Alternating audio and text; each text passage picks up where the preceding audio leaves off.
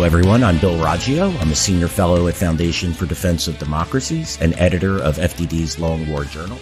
And this is Generation Jihad, the podcast that discusses the developments in what used to be known as the global war on terror and what we call the Long War.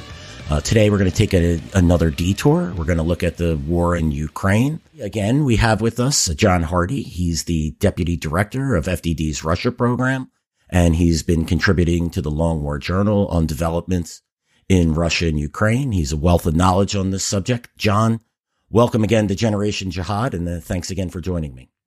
Thanks, Bill. Great to be back. Yeah, great to have you.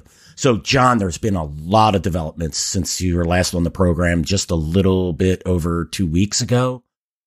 We've had mobilization of Russian forces after a major Russian failures in Kharkiv Oblast. Russia announced the annexation of 4 territories within Ukraine, and we have an ongoing offensive in the Kherson area in southern Ukraine that seems to be shaping up pretty well for the Ukrainians. Let's start with the two key issues here. I think the mobilization of the Russian forces and the annexation of Ukrainian territory by Russia. John, tell us what led to this. This is because Putin and the Russian military has been very, very hesitant about mobilizing its forces.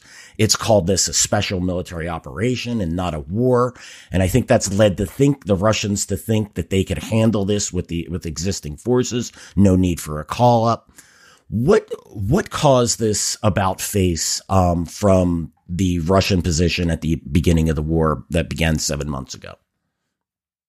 Yeah, I think you're exactly right. Putin did put off this decision for a long, long time. I think probably despite requests from his military advisors, probably fearing, domestic political risks, as mobilization is very, very unpopular among the Russian people. But I think if we, rewind the clock a few weeks to the Kharkiv counteroffensive, to my mind, that's what really woke Putin up to the realization that Russia's military is just not going to wear down Ukraine as he might have hoped. And if he didn't do something drastic like mobilization, Russia could face, collapse across broad swaths of the front, as happened in Kharkiv, basically because Russia has a severe manpower shortage. This has been the central dynamic of the war since the second phase started in April. Russia can't rotate forces. It's taken heavy casualties. It's sort of piecemeal Band-Aid attempts at solutions have, helped Russia sustain the war, but they haven't really fixed the issue. And those pools of manpower are really drying up. So I think Putin realized he really had no option. His options were either defeat, some sort of massive escalation, maybe nuclear weapons for obvious reasons that's not really palatable, and then, mobilization. So he went with the latter. And tell us about the mobilization. What are we looking at force-wise? I know that there's been a lot of different takes on how much forces he's mobilizing, who they're actually mobilizing. Tell us a little bit about what this call-up is and what this might mean for the Russian military. Sure. So, what Shoigu, the defense minister, initially said it was 300,000 troops. He and Putin have said it'd be just reservists with prior military experience, ideally combat experience, no students, no people who are physically unable to fight, actually no currently serving conscripts. Conscripts make up about a third, 35% or so of the Russian military, a little bit higher percentage in the ground forces. But they've actually said, no, those folks will not serve. We'll see if that is actually true. I think Russia probably will mobilize conscripts who have demobilized, meaning they've ended their service. But anyway, so Shoigu said 300K. There was various reports in independent Russian media outlets saying 1 million, 1.2 million. I don't think we really know at this point. Regardless of what the number is, this will go gradually. It'll be phased, iterative. Russia is not the Soviet military. It's not a mass mobilization model.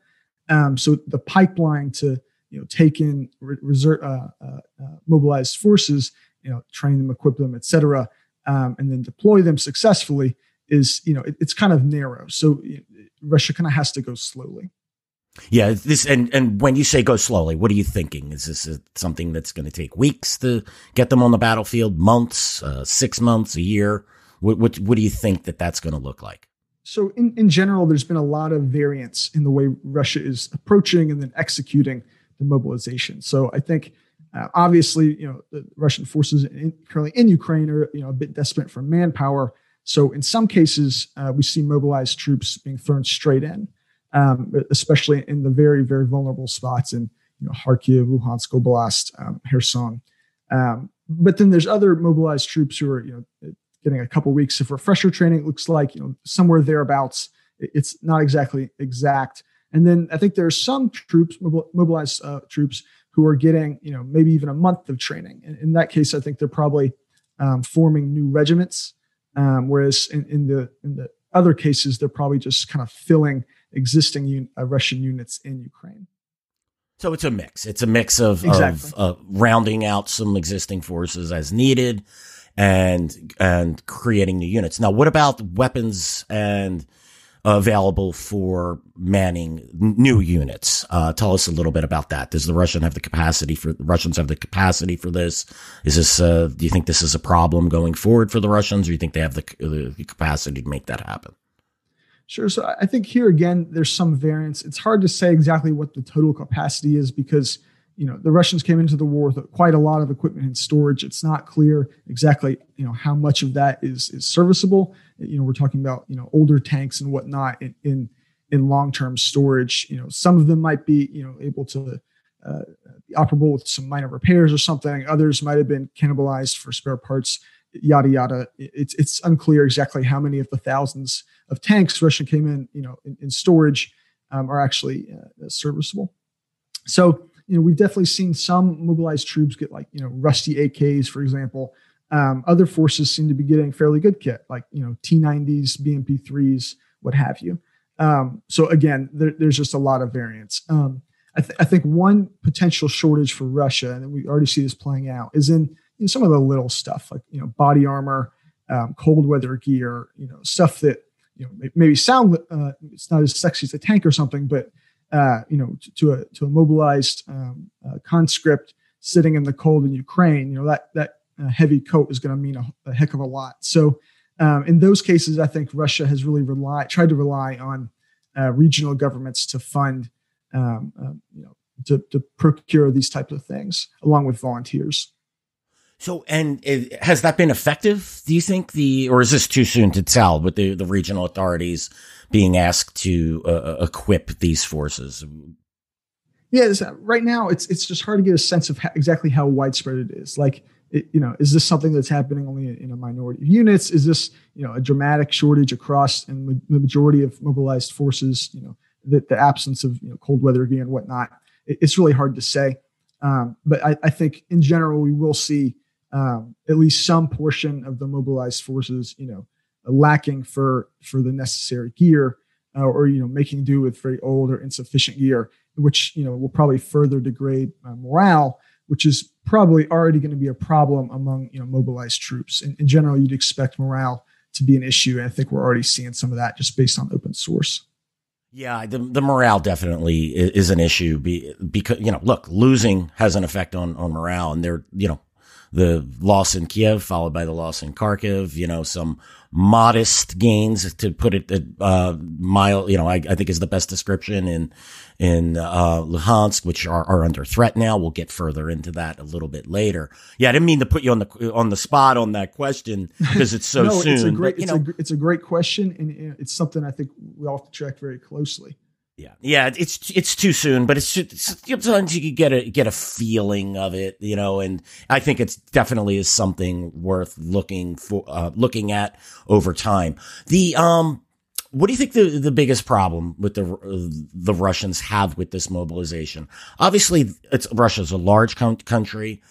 It has a lot of people. It has I believe it's like somewhere between 8 to 10 times more people to a population to recruit from than Ukraine. But, it's not just about bodies. What's Russia's biggest challenge here when it comes to these bodies? Well, I think, having the officers, especially junior officers, to train and lead them is going to be a big issue. This class of personnel has taken a lot of casualties in Ukraine. So, we've already seen some examples where, these newly formed mobilized conscript units either don't have professional officers, or maybe they have one is the overall regiment commander or something, but the rest are all mobilized. What have you. This is going to be a big issue. It seems like the Russians are trying to train at least some of these mobilized personnel in their military academies and training centers. In some cases, I've seen anecdotal video evidence that cadets are actually training them. So, that just speaks to the shortage of mobilized personnel. In general, I suspect this is probably another area where there's some variance. Although, on the whole, I do see this as being a big issue for Russia. And John, you mentioned, I'm going to just turn it back just a statement or two. You mentioned the minority units in the Russian military. Can you explain that a little more for those not familiar with how the Russian military is organized? Russia's, again, is a vast country with multiple ethnicities. Tell us a little bit about that so you could just flesh that thought out a little more. Meaning ethnic minorities? Yes, the ethnic minorities. Yeah. Okay, so basically, much like this so-called shadow mobilization that Russia conducted in the months prior to the real thing, the poorer regions of Russia, the places with heavily ethnic minority population, have really taken the brunt. So places like Buryatia, in the east, Dagestan in the Caucasus, really take the brunt. We've seen some unrest there. Basically because these places are poor, so folks might want to sign up. There might be a higher percentage of folks with prior military experience, so maybe they have a higher pool of reserves. And then I think also to some extent, like Moscow says, hey, these are the places without political power, without a political voice. If there's one place we're going to hit hard and sort of sow resentment, and this is going to be it. So we've seen that. We've also seen just in general. Some of these military recruitment offices basically just taking, way too many people, way beyond the scope of what Putin and Shoigu said in terms of, reservists with prior military experience. In some cases, people with disabilities getting drafted. People without any military experience. Some folks who are, in the IT or defense industry, who should be exempted are instead being sent to the front line, just a waste of very valuable experience and skills. And so these military officers and their officials have really taken a lot of flack from Russian talking heads and military correspondents and what have you. Okay, so looking forward, Russia's mobilized its forces, as we discussed. It's going to take time for them to make an impact, if at all, on the battlefield. Probably a lot of this right now is an attempt to stop the bleeding, get some units reformed to get them on the battlefield. But certainly the Ukrainians have the initiative right now. What do you think that, looking forward 3 months from now, 6 months or more now, what impact do you think this mobilization will have on the Russian military's attempt to hold the gains that it has and possibly retake areas? We'll get into a little bit into the annexation of Ukrainian territories next. Because if they're going to want to take those territories, they're going to have to go in and the Russians have portions of Donetsk and looks like they could lose portions of Kherson. So if they want to really annex those areas in totality, they're going to have to go on the offensive. Do you think that this mobilizations, I would say in the short term, think of it 3, 6, 9 months, do you think that it'll have a positive impact for the Russians, allow them to hold the line, or won't make a difference? Yeah, I'd say the biggest impact will probably be in just trying to fend off further Ukrainian gains and prevent that large scale collapse of the Russian defensive lines across vast swaths of the front, which I touched on earlier. But like I said, that'll take time to arrive in numbers. If you're talking about forming new units, at least a month or two. But in general, because the pipeline is kind of narrow, it takes time to put people on the battlefield, especially if you're going to train and equip them meaningfully. So, Ukraine still has a great opportunity to retake territory. And we're seeing that right now, where basically Russia just doesn't have the manpower available to cover, everywhere it needs to defend. And so, you're seeing certain areas of the front just sort of collapse. So why we had Russia announce the annexation of 4 territories within Ukraine. This annexation obviously happened within the last week. Why did Putin announce this? Why is Russia annexing this territory now? Why 7 months after the war began did he make the decision to do this? Tell us a little bit about the areas that are being annexed and the reasons why Russia is doing this. Sure. So I think it's been clear for a while that Russia wasn't going to give this territory back. There was some talk of some sort of territorial arrangement earlier in the war as part of a potential peace deal. If that was negotiated in good faith, it's over now.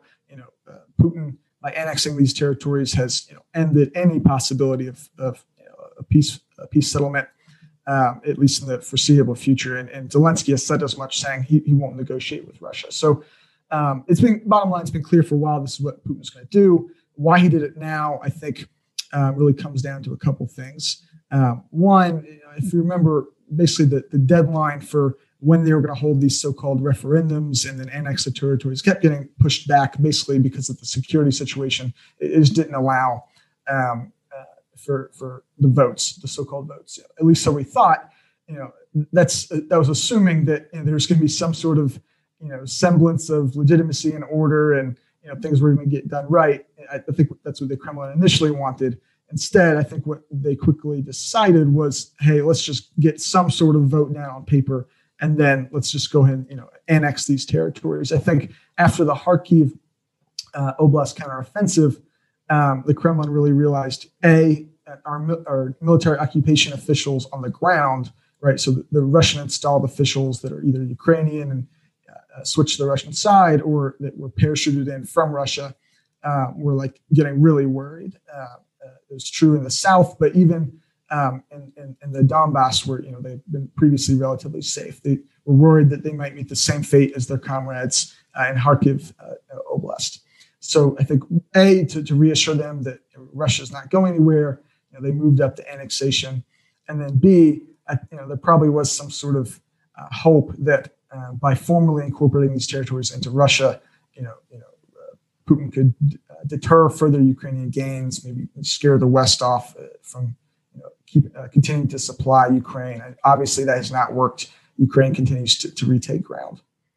Yeah, now I think there's another aspect to this as well. Putin can now that it's, according to the Russians, obviously it's not recognized internationally, but according to the Russians, this is now Russian territory, and he could take more.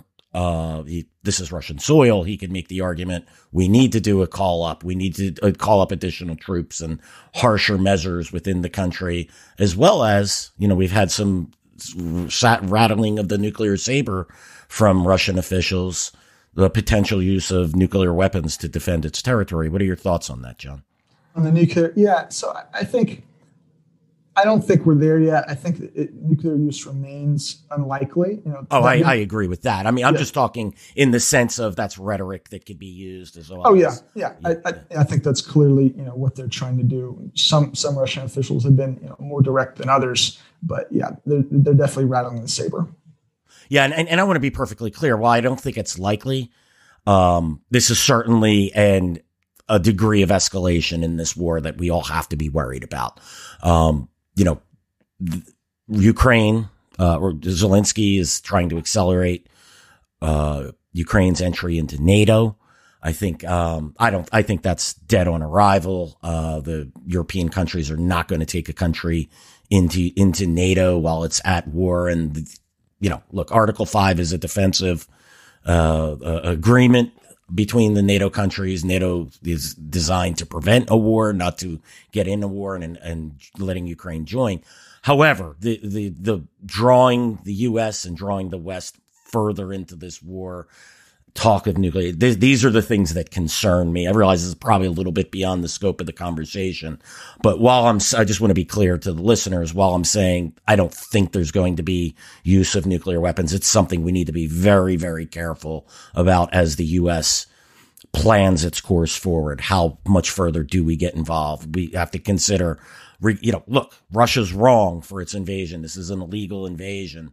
However, we do not want to risk getting into a nuclear exchange because we are not considering the fact that there may be some red lines that could be crossed here. Yeah, caution in the nuclear realm is always a good thing. I think, fortunately, I don't see any prospect for a nuclear exchange between the United States and Russia. I think strategic deterrence will hold. If the Russians were to do this, I think it'd probably be in response to some sort of massive collapse of the front, probably in the Donbass. Maybe the Ukrainians are on the verge of taking Crimea or something. And then maybe there's some sort of very credible threat. The tactical, non-strategic nuclear weapons are taking out of their long-term storage, maybe mated to the delivery platforms, perhaps some sort of test or demonstrative use in the Arctic or Black Sea. And then from there, maybe the unthinkable, like a very low yield use against maybe critical infrastructure or something, perhaps a battlefield use against a Ukrainian column or something like that. But I think it'd be more likely that they would use it for coercive purposes, attacking critical infrastructure or something like that. No, but again, I couldn't, very unlikely. I couldn't agree more. I think that's the very likely scenario. I just always, strange things happen in wars, and I always want to be prepared for the unforeseeable. Let's move over to the battlefield developments now. A lot happening in Kharkiv and a little bit happening in the Donbass and then in Kherson. Let's start with Kharkiv. The Russians really took it on the chin over the last 3 weeks now. Talk to us about how did this happen? What did the Ukrainians do, and how did the Russians respond? Sure. So if we just rewind the clock, about a month or so ago to when the Kharkiv counteroffensive began, right? So Ukrainian forces took vast swaths of territory in Kharkiv Oblast, basically pushed the Russians past the Oskil River. Russia tried to set up a new defensive line there. However, I think a lot of the forces that withdrew from Kharkiv Oblast to the western side of the Oskil River were badly degraded. They had lost a lot of equipment during the counteroffensive, and they'd previously been pretty thin when Russia redeployed a lot of forces from that area down to the south. So I think Russia very clearly struggled to hold that new defensive line for very long. Ukraine was able to cross the river in at least two, probably more places, and then eventually push up to encircle Liman. The Russians basically withdrew from that area to avoid the encirclement and destruction of their grouping there. John, what you're describing here is the failure of the Russians to do its call up, to have enough forces. They tried to rob Peter in Kharkiv to pay Paul in Kherson, and they're paying the price for that. And I think that's exactly what we're seeing. So now the Russians have an opportunity. The Ukrainians have an opportunity. The Russians are really struggling to hold what it has right now. My opinion here, and we talked about this earlier in the week. I think this pretty much ends the Russians' ability to make further gains in Luhansk, and actually threatens Russian recent gains in Luhansk as well. What are your thoughts on that? What do you see going forward here? Yeah, the Ukrainians are continuing to push. Right now, Russia is trying to set up yet another defensive line in the area of Crimea and Svatovia. We'll see how that goes. I think in general, the Ukrainians definitely have the initiative. So we'll have to see. But I would definitely foresee Ukrainian forces continuing to push into Luhansk Oblast, and we'll see how far they go.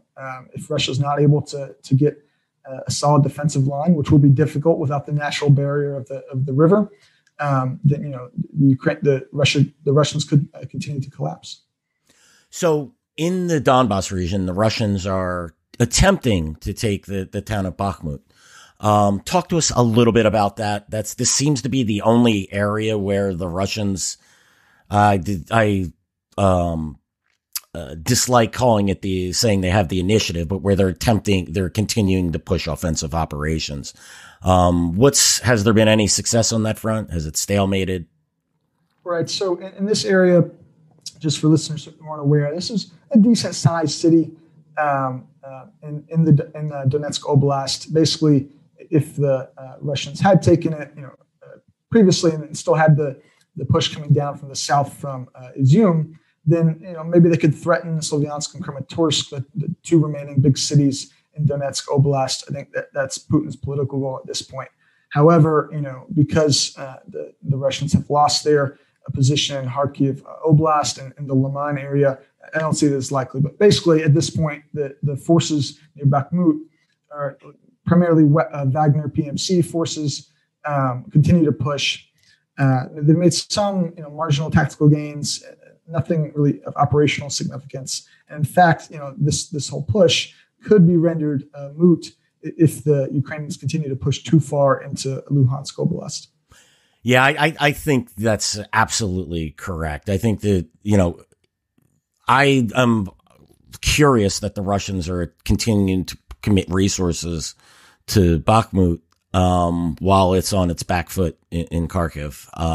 Let's move on to Kherson. Tell us about what's happening there. Obviously, this offensive began in late August. Talk to us about what's the state. We've had some recent developments where it looks like the Ukrainians have punched through. Tell us a little bit about that.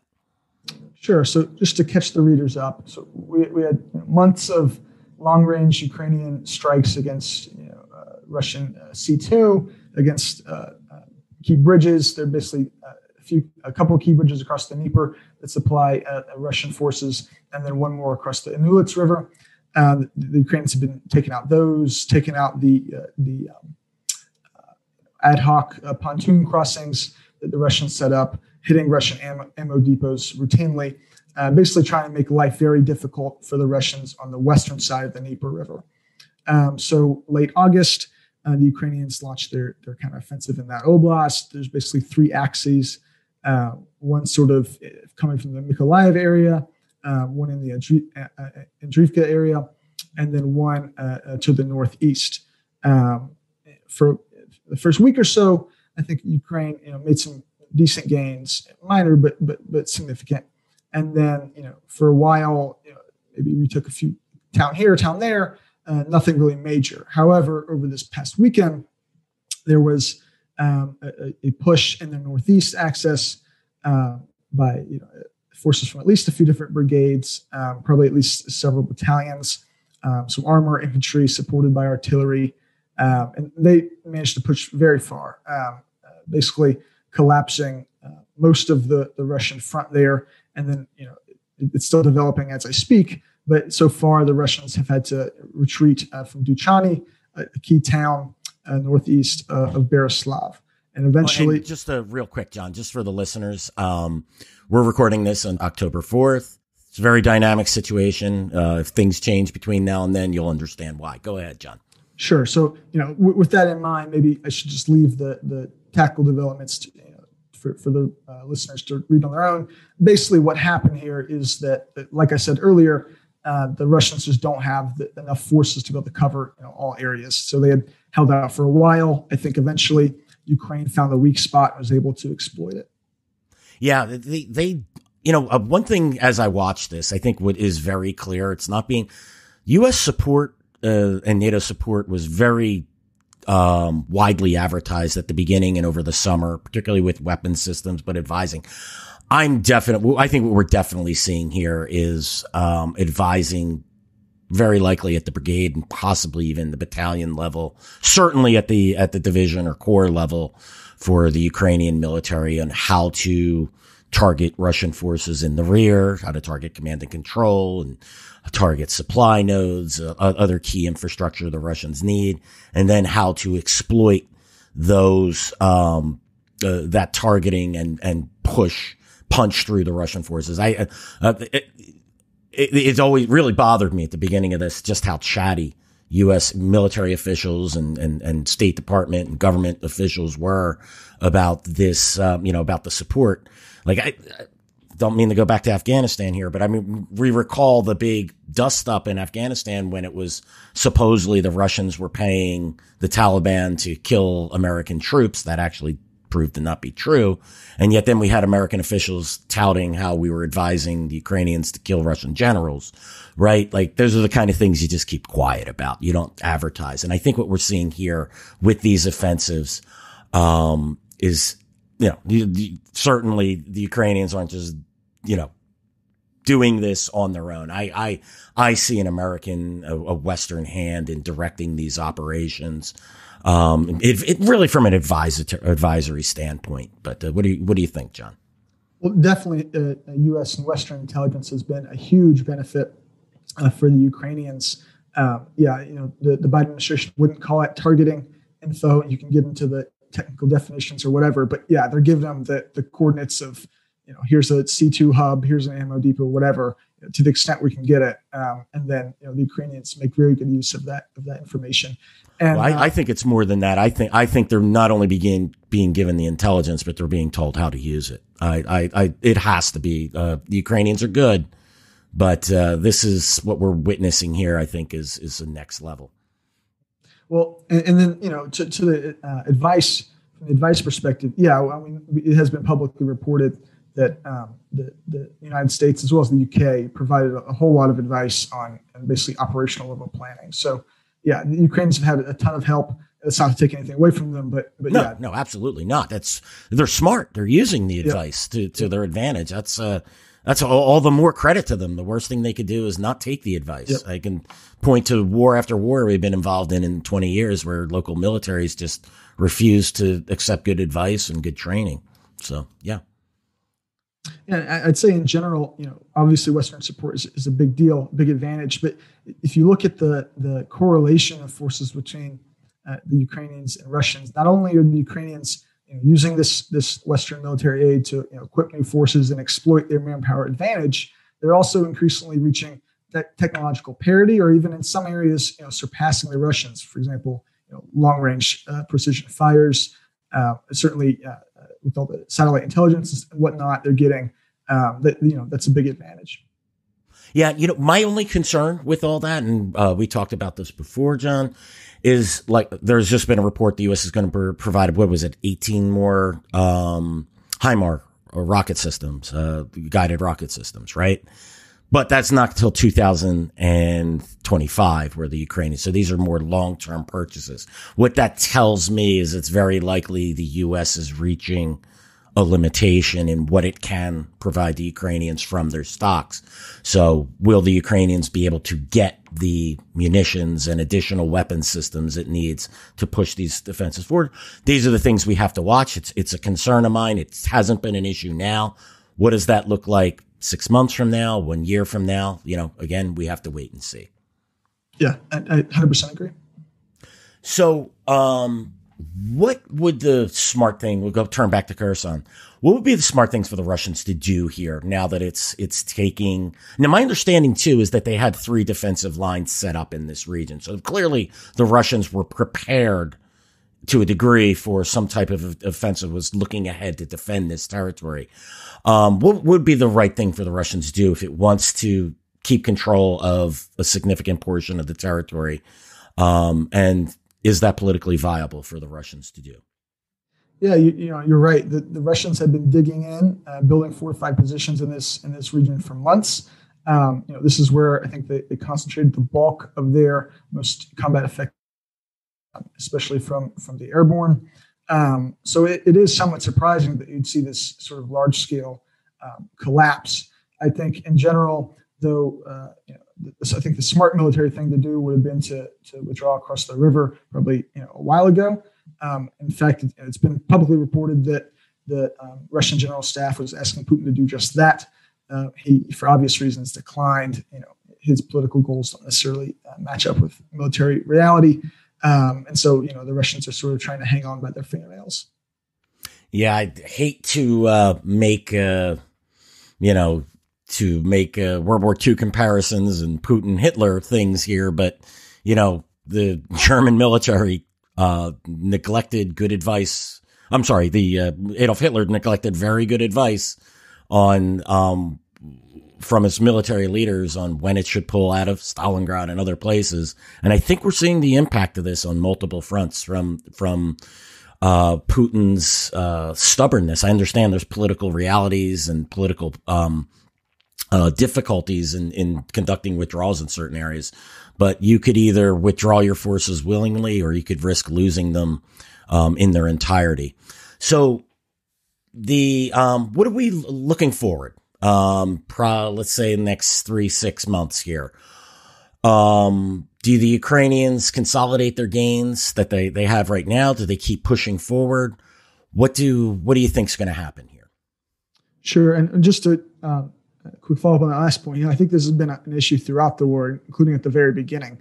Just again, based on public reporting, I think that the Russian general staff was not too keen on the war plan drawn up at the beginning. Didn't think there's enough forces. It didn't really make much military sense, as was obvious in hindsight.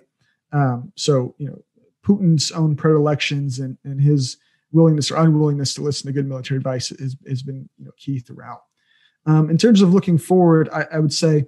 Oh, John, before you do that, one thing, like looking back on that, I wanted to expand on that point a little.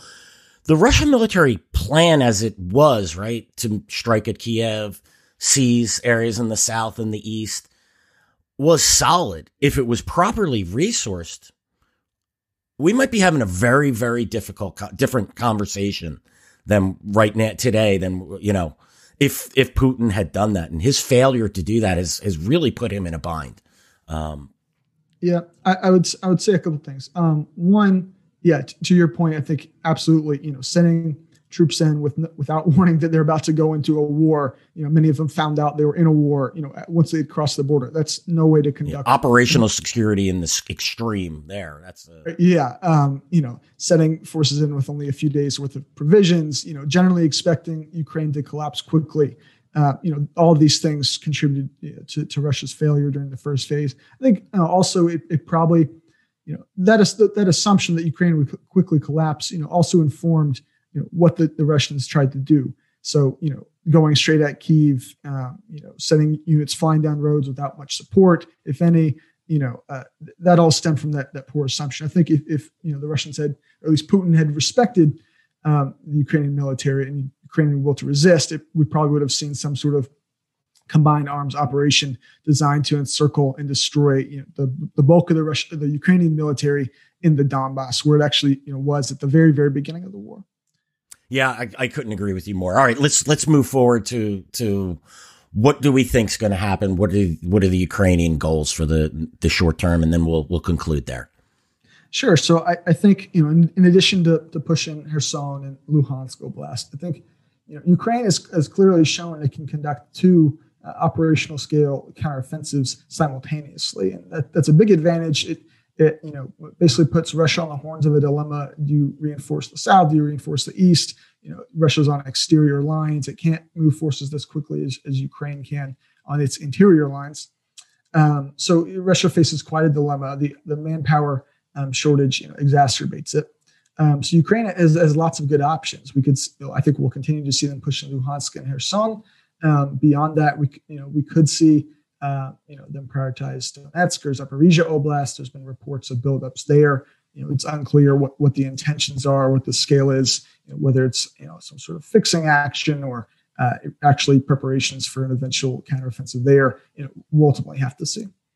Yeah. Do you think the Ukrainians have the resources and the ability to open up a third counteroffensive in Zaporizhia or in Donetsk? I mean, it seems like the Donetsk area, as Kharkiv continues to shrink, that seems to be becoming a single front there. So maybe that's more realistic. What are your thoughts? Yeah, so I mean, it's really hard to say. I mean, we know that Ukraine throughout the previous months of the war was basically using that time, trading space for time, trying to build out new brigades in the west. It seems to have done that successfully. It was able to rotate forces off the line. When they get too battered or tired, it's hard for me to say sitting here in Washington exactly how many brigades they have or what have you. But yeah, I think we could see at least a tactical level third counteroffensive. I'm really not sure how far it could go, but we'll just have to wait and see. Yeah, no, absolutely. Again, I hate putting you on the spot with questions like that. They're great questions. It's difficult to read the crystal ball, as we all know, but it's certainly worth exploring. John, thank you so much for your expert analysis on the war in Ukraine. Of course, you and I are hoping for Ukrainian victory. We certainly love to see the Russians get it handed to them for their illegal invasion of Ukraine. Thanks again for joining me. I look forward to you should be back on in 2 weeks. So I look forward to seeing you then, John. All right. Thank you, Bill.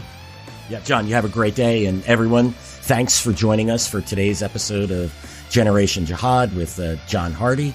Just a reminder, you could find us on YouTube, Apple, Spotify, and anywhere else you listen to podcasts. Make sure you subscribe and leave us a review, preferably a positive one. Thanks again, and we'll see you again soon.